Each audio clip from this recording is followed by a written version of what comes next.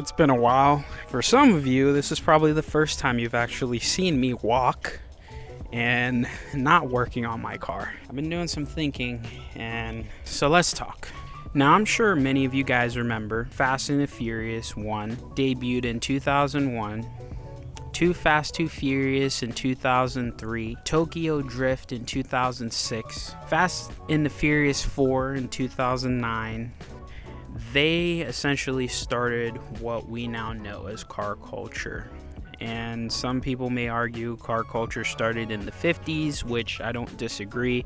But the modern day car culture as we know it, has changed. But at least tuner culture, let me be more specific, tuner culture has changed dramatically over the last 2 decades, I would say. I would say the peak of car culture, really, I would say about 2008, 2012. The hype was on the rise and social media wasn't as popular, so people weren't out there posting 1,000 horsepower builds left and right. But all of those series, I remember them as a kid.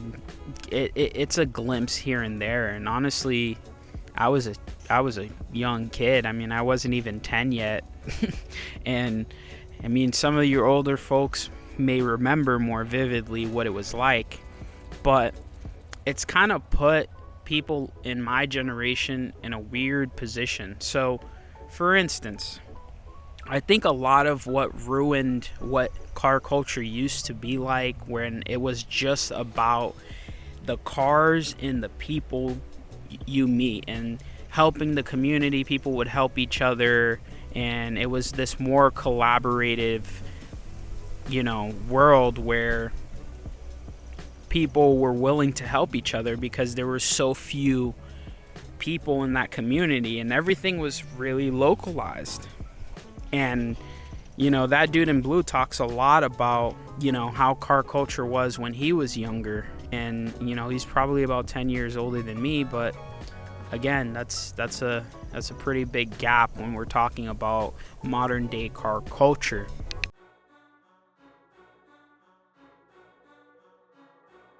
And maybe this is gonna start a riot in the comment section, but it's takeovers. Guys, takeovers have caused so much negative attention towards the car community. And let me just say this.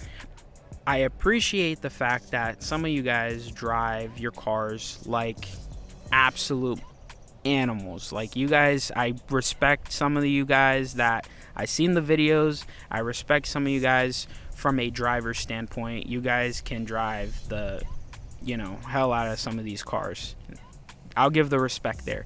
But the place and the time is stupid. Like, I really will say it's dumb. Blocking off intersections, going to private property. People are getting injured at these meets. People are getting their properties destroyed at these meets. People who are just bystanders driving by are getting their cars destroyed. I don't think that sheds a positive light. And if you guys think takeovers are part of car culture, which I don't consider them as, but because they are lumped into that category, it's kind of made car enthusiasts more hostile. People don't want us around. Establishments that would love to have their doors open and have us have just a chill meet where they get a little bit of revenue from us buying food and drinks, they can no longer feel comfortable because there's all of this stuff on social media. You see people getting hit by cars, I understand. I've been to a couple of these, just to kind of see what it's like, because I think if you want to speak on something, you have to at least experience a portion of that. That's kind of my motto, because that's where your credibility comes in, and everybody's gonna have a different experience. But I will say, from going to a couple of takeovers with my friends and the homies, I will say there is a rush of adrenaline. You feel like you're an outlaw. It's a very chaotic, very high, intense feeling when you're going there, and there's a lot of car smoke and tires burning up, and you just, it's a different environment. But what I will say, guys, looking from the outside in, it's kind of ruining it for everybody. Like, here, I moved to Georgia. GSP, Georgia State Patrol, they do not play around at all. I urge you guys to really think about some of the things that you're doing and think about how it affects other people. And I would love to be able to give a lot of these guys a free space that's safe, and you guys can do whatever you want there.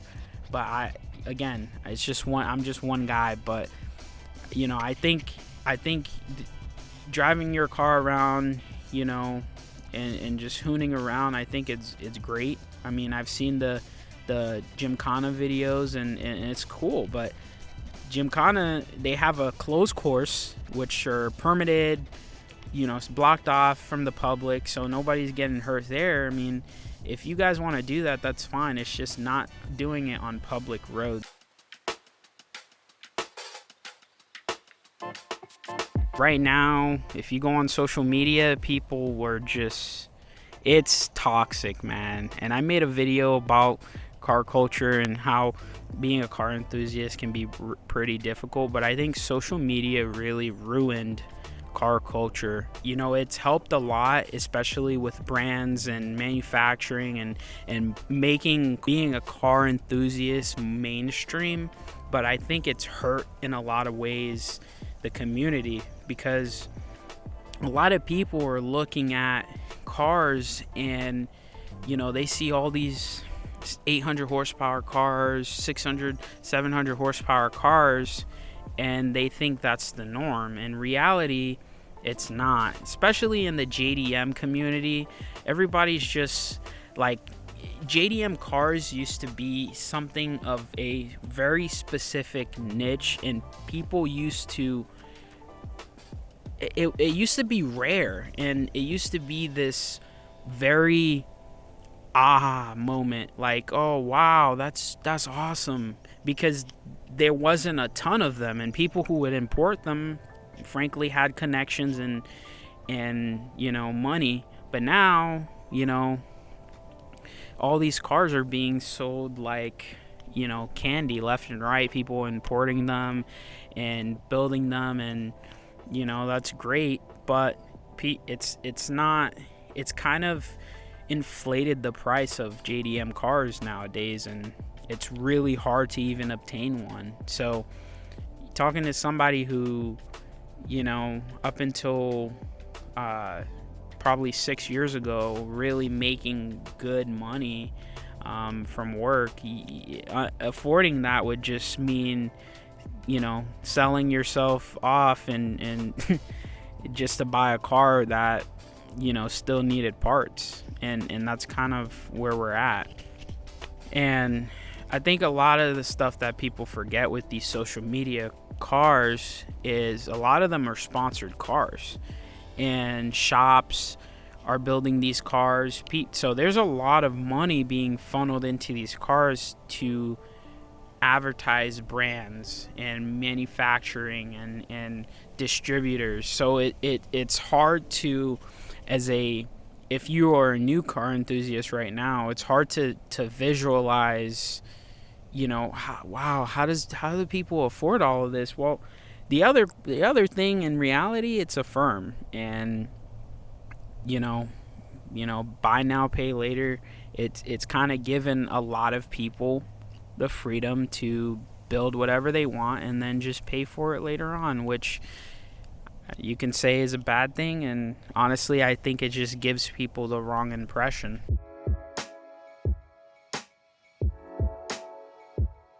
The other thing I think has ruined the car community has been the lack of creativity. And when I say creativity, I mean the novelty in builds. Now, I own a WRX.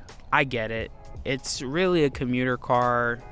I wouldn't consider it as a sports car. Some people might, but when I think of a sports car, I think about lightweight, rear-wheel drive. I don't think of four-door sedan, all-wheel drive, boosted, right? That's not what I think about. And when you look at 15 WRXs, yeah, there might be 6 or 7 intakes, but the actual difference between builds is very narrow. I mean, yeah, I went with Grimspeed, somebody went with Cobb, and somebody went with AEM or ETS or whatever. It's really not that special, and I think the reason why a lot of builds now are kind of these cookie cutter builds is because you go to a car meet, you'll see 15 different tribute Need for Speed cars, because that's what's popular, that's what you see on the internet.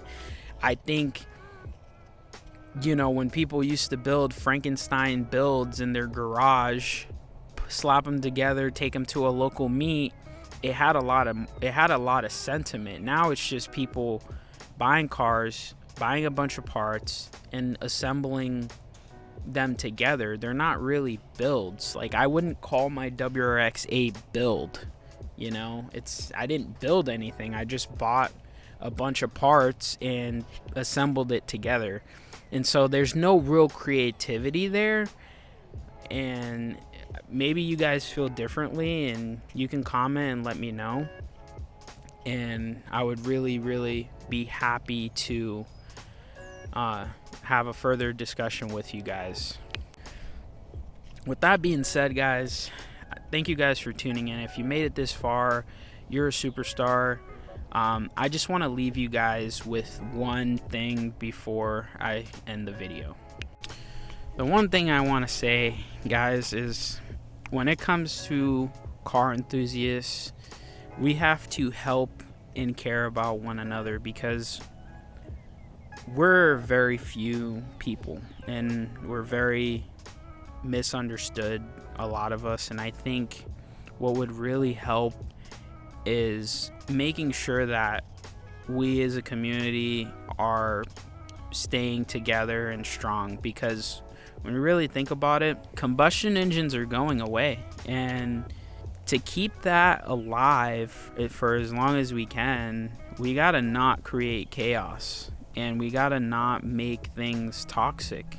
And if we are passionate about cars like we say we are, then that should be the only thing that matters.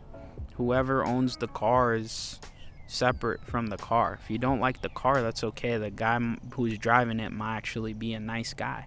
I don't like every build, and that's fine. The builds are not for me. What I would do is different than what somebody else would do, and that's okay. And that's what makes us different, and honestly, that's what gives this car community the diverse feeling that it has, the life that it has. But anyways, guys, thank you for tuning in. I'll catch you on the next one. Peace out.